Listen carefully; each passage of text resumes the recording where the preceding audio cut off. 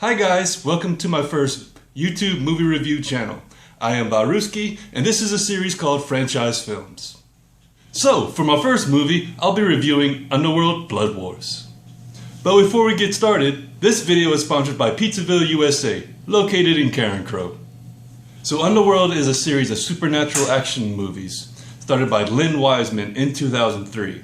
It stars the lovely Kate Beckinsale in skin-tight black leather as Celine, no last name given, a death dealer, which is kind of like a soldier assassin for the vampire coven. She ends up falling for a man named Michael Corvin, who becomes the first vampire lycan, aka werewolf, hybrid. She also ends up killing Victor. He's the most powerful of the vampire elders. Actually, she ends up killing a lot of the vampire leaders. So much for supposedly protecting them. Her and Michael end up having a daughter together named Eve, who becomes the first pure hybrid. Celine also ends up consuming the blood of Alexander Corvinus, who has the first original immortal virus. And she becomes a super vamp. So I thought this movie was better than the previous one, which was Underworld Awakening. The character David returns.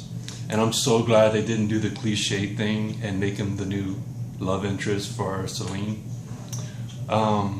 We also get not one but two new villains. We get Samira, which is a cougar-esque vampire with a lust for power.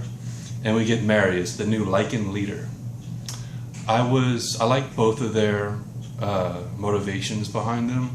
And I was okay with their eventual downfall, which I'll talk about more in the spoiler section. I thought the acting was okay, but I don't expect that much emotion from vampires. But all the dialogue was delivered okay, and I really did feel like a subtle pain whenever Celine talked about her daughter. They expanded the lore in the universe, which I thought was very interesting. They added this northern coven of peaceful vampires with some kind of mystical power. And the twist in the end literally threw me for a loop. I think it shocked me more than it should have. And I'll talk about that more in the spoiler section. So even though I enjoyed the movie, I can see why some critics gave it a negative review. There's a lot of jump cuts in the movie that make certain scenes feel choppy and rushed, which kind of took me out of the movie for a second. The open dialogue, I feel, is redundant by now. They have it in all the movies. And it makes me feel like the makers of the film think that their audience can't remember what happened in the previous films. Kind of like the previously on in TV series. And I was kind of worried in the final battle for the first couple of minutes of it because it was very boring. But it did end up getting a little bit more exciting, and I ended up enjoying it. And while the ending is an ending, it's very much rushed. It's almost like the producer said, yeah, you're running out of money on this movie, end it now. So now is the spoiler section. If you have not seen the movie and you don't want to be spoiled, then stop the video now and come back later. If you have seen the movie and you don't care about spoilers, you can continue watching and see how I felt about some other scenes.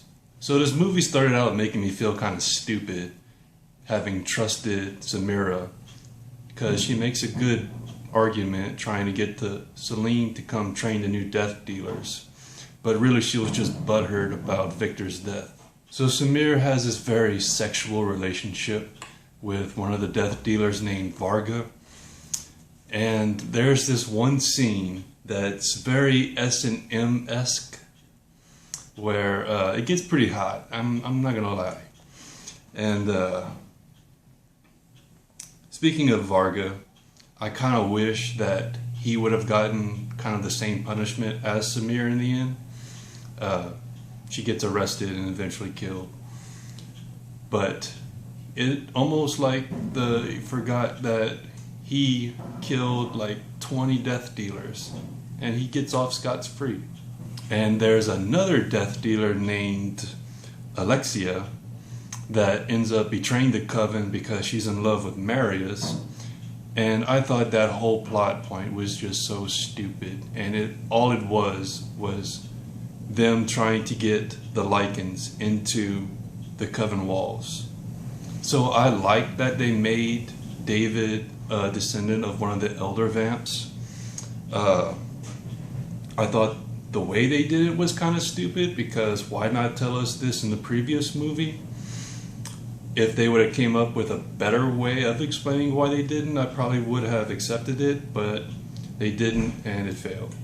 I did enjoy this one particular scene in the final battle where it's David and Marius is immune to silver and David is immune to UV light, and they're just shooting each other with both their silver and UV light guns and just riddling their body full of bullet holes.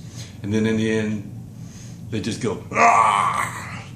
to each other, and you see all the bullets fly out. And I don't know, it was just funny to me, and I enjoyed it a lot. So now for the big reveal, which is very much a high point for me in the movie. Marius kills Michael. I did not see that coming. The whole time I saw Marius drinking blood, but I thought it was leftover, like Eve blood from the previous movie. And just whenever Kate Beckinsale's character finds out and she rips his spine out for killing her lover, that was just a high point for me in the movie. So in the end, Celine, David, and Lena, the vampire from the northern tribe, they become the new vampire council. And it wraps up pretty quickly, and they sort of set up a little tease that they would make a sixth film, but I doubt it's going to happen. So this is the end of my review. I'm sorry for the poor production quality. I'm just getting started and I'm only using my phone to record, but I hope you enjoyed it, and I hope I gave you a new perspective of this movie. Until next time, bye.